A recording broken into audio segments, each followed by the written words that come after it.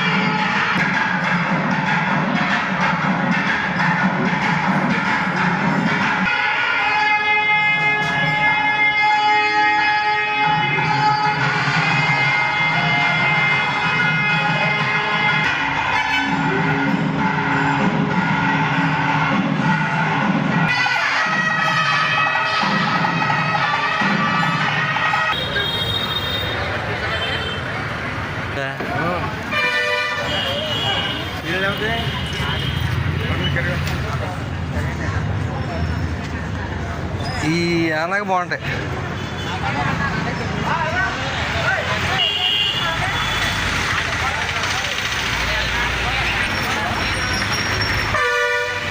Okay sir, వచ్చేయండి. మన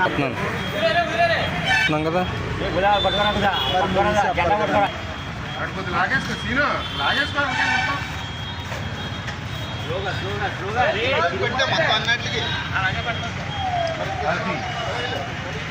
అంటే గవర్నమెంట్ లాక్కోవడం కష్టం సార్.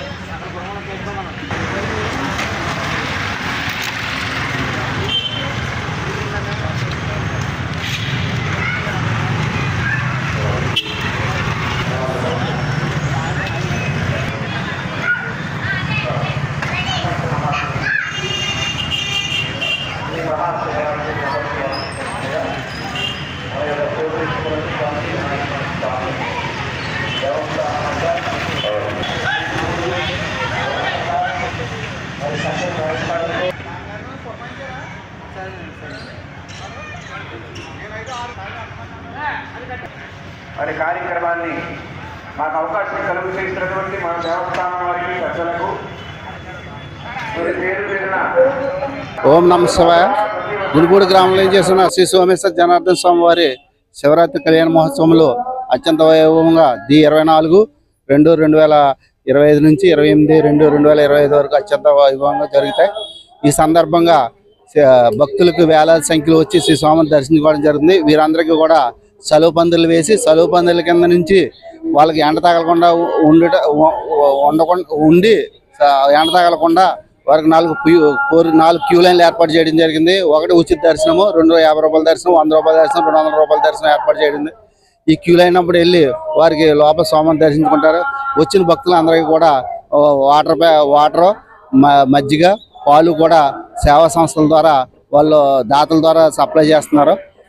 ఇవన్నీ కూడా ఏర్పాటు చేయడం జరిగింది. అదేవిధంగా 27వ తారీఖున రథోత్సవం కూడా అన్ని ఏర్పాట్లు చేయడం జరిగింది. 28వ తారీఖున తెప్పోత్సవాన్ని కూడా అన్ని ఏర్పాట్లు చేయడం జరిగింది. ఆర్డీఓ గారు 10 డిపార్ట్మెంట్లు కోఆర్డినేషన్ మీటింగ్ జరిపి వారికి వివిధ డిపార్ట్మెంట్ల వారికి సూచనలు ఇచ్చి ఉన్నారు. ఆ సూచనల ప్రకారంగా ఎలక్ట్రికల్, రక్షణ శాఖ, మున్సిపాలిటీ అందరూ కూడా వారి పరిశుభ్రత అన్ని కూడా వారి సహకారాలతోటి అన్ని అత్యంత వైభవంగా ఈ సంవత్సరం అయితే గణనీయంగా జరుగుతున్నాయి.